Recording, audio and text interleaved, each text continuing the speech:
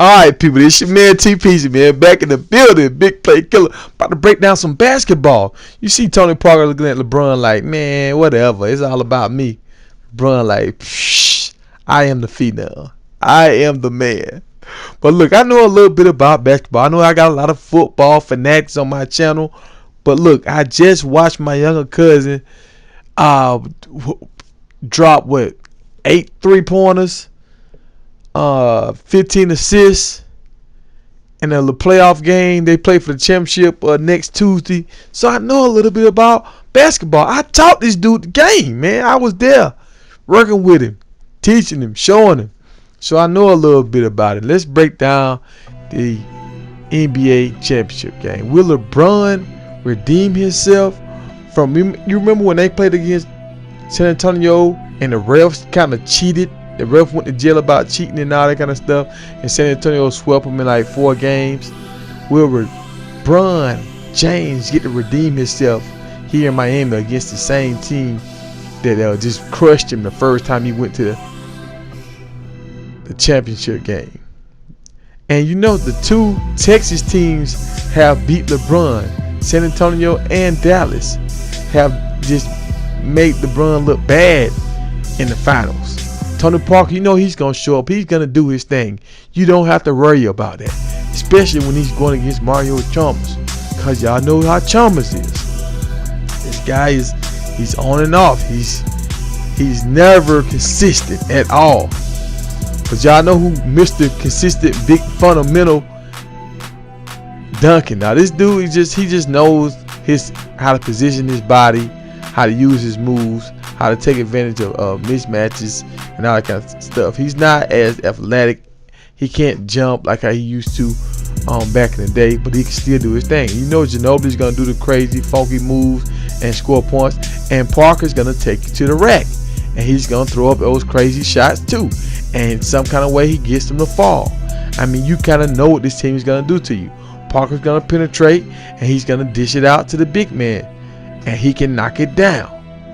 He can knock down that 3. But now you come to Miami, what are you going to get? Are you going to get the Bosch? The jump shooting Bosch? He spreads the floor for D-Wade and LeBron. But if D-Wade and LeBron don't drive, that's not that effective. Or are we going to get the old Bosch that would take it to the rack? I don't think we're going to get this Bosch. I think he hurt himself last year. And ever since then, I really just haven't really seen him be aggressive, nowhere near the aggressive as he was when he was playing in Toronto. But D-Wade, will we get the Game 7 of the Eastern Conference Finals? D-Wade, will we get the D-Wade that got MVP back in the day when Shaq was on his team and they played for the championship game? Or will we get this new banged up, I play hard some games D-Wade? I don't know if his knee is hurting that bad. What Chalmers will we get? Will we get the Chalmers that's aggressive and scoring a lot of points? Or will we get this Chalmers? The Chalmers just kind of like he's not on page with everybody else. He's just kind of doing his own thing. And this is the thing that's scary about the Heat. You know what you're going to get when it comes to the Spurs. But with the Heat, you don't really know what you... Is LeBron James going to take over and be aggressive? Or is he going to be the passive LeBron James that kind of sits back and waits on his teammates to pass the ball instead of calling for the ball? LeBron can always score if he puts his mind to it. But will he press the issue? Now, this is one thing you know is going to happen. Parker is going to take it to the rack. You have to double team this guy. They're going to have to give Chalmers some kind of help because Parker is going to attack this guy and he's going to find the open man. This is what he does.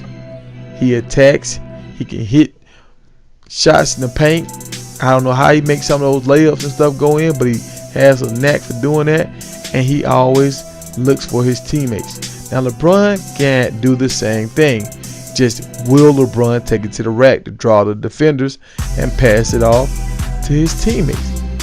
You don't really know what you're going to get with LeBron. I mean, D-Wade, is D-Wade going to be the explosive D-Wade that we want to see, or is he going to be kind of like the old man D-Wade? what will we get with Miami? And like I said, we all know if LeBron wants to take over and him and D Wade get on the same page, it can be very exciting.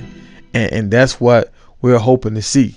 We know we're going to get some Tony Parker taking Chalmers to the hole. I mean, he's going to kill Chalmers. I know, but Chalmers gets taken by normal point guards. And Parker, they're going to have to double team Parker because he's going to be giving the business to Chalmers. And that's going to open up the big fundamental Tim Duncan grandpa to do his thing. And y'all know Bosh really don't play that kind of defense. Yeah, Bosh and Chalmers, they both are kind of just hanging around at, I don't like it, they're at a party or something. Like, they're on the court and sometimes they play, but they're not consistent enough. Even though Miami has won a lot of games, those two guys are not consistent to me. Never. And they never play the same even through 4 quarters of one game. They have 1 or 2 quarters when they play good. But Parker, you can guarantee, this is the one thing that Parker has to show me. When they do this pick and roll, I want to see Chalmers. He's going to get picked like this. I know he is. But I want to see them make him shoot the jumper. Now, if Parker can hit this jumper right here on a consistent basis, now I know Miami's really going to be in trouble. But he really hasn't showed me he can hit this jumper on a consistent basis. Sometimes he gets hot a game or two, but he really likes to get to the basket. He likes to get to the basket and do those little funky layups that he does. I said, I haven't seen him in a series just hit jumper after jumper consistently. That's just not his game. Will he be able to do it for the championship game? What do you say, Park? Wait and see. Wait and see.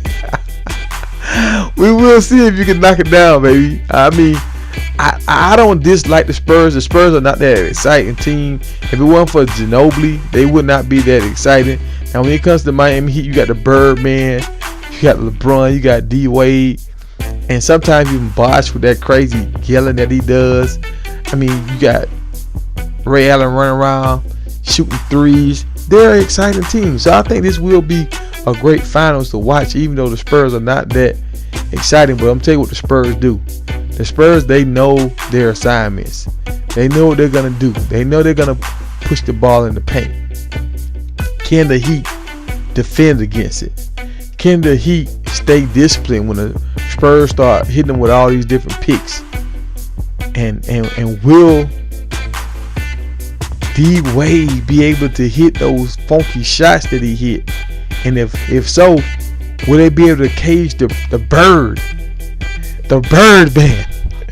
I mean, hey, look, I'm a fan of the Birdman. This is the new Dennis Rodman, man. Hey, look, I like watching Birdman, man. I mean, the dude is exciting to me, the tattoos and all that kind of stuff.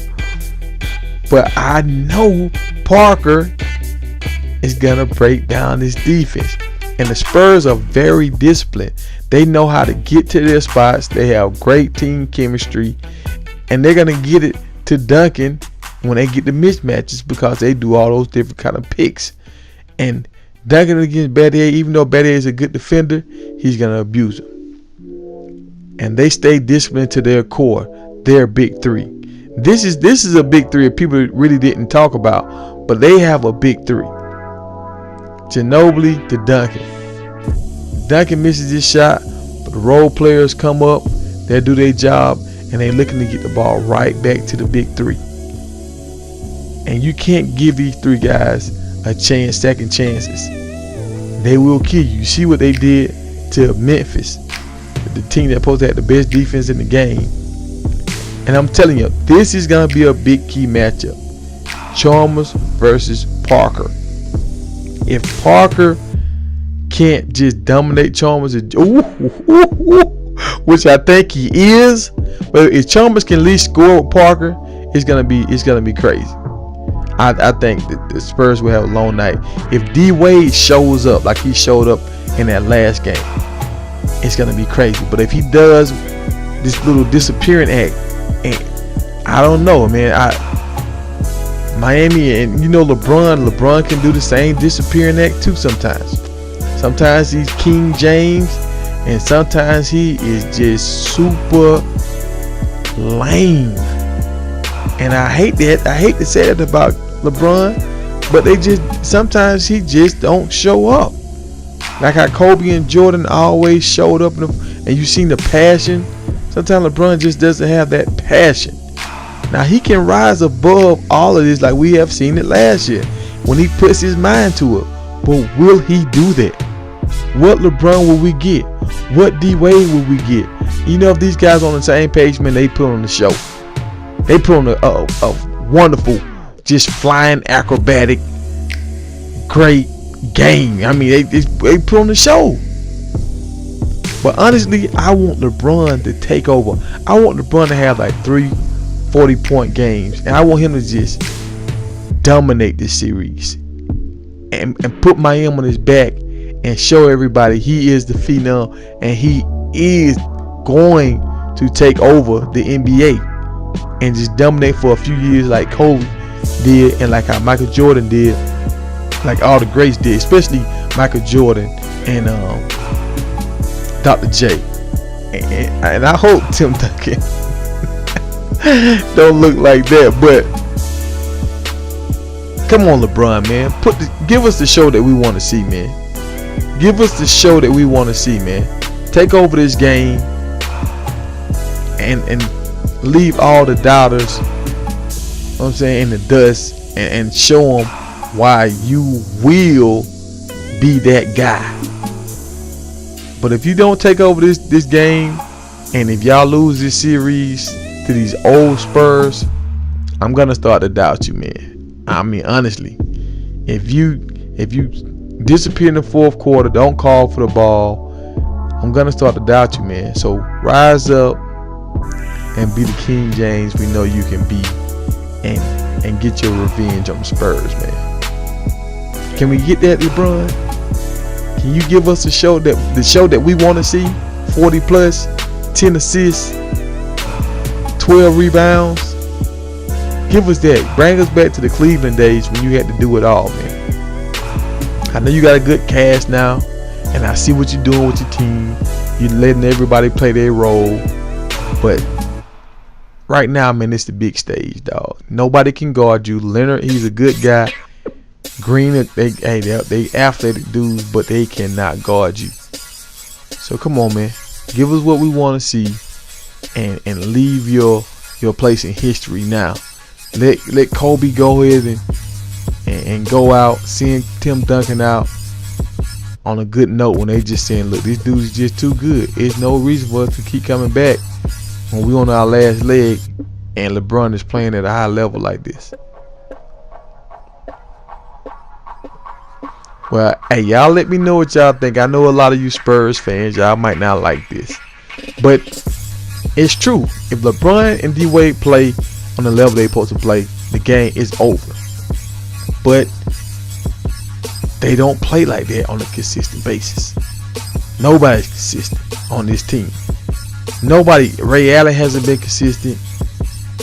LeBron is the most consistent thing, and he's consistently disappearing in the fourth quarter.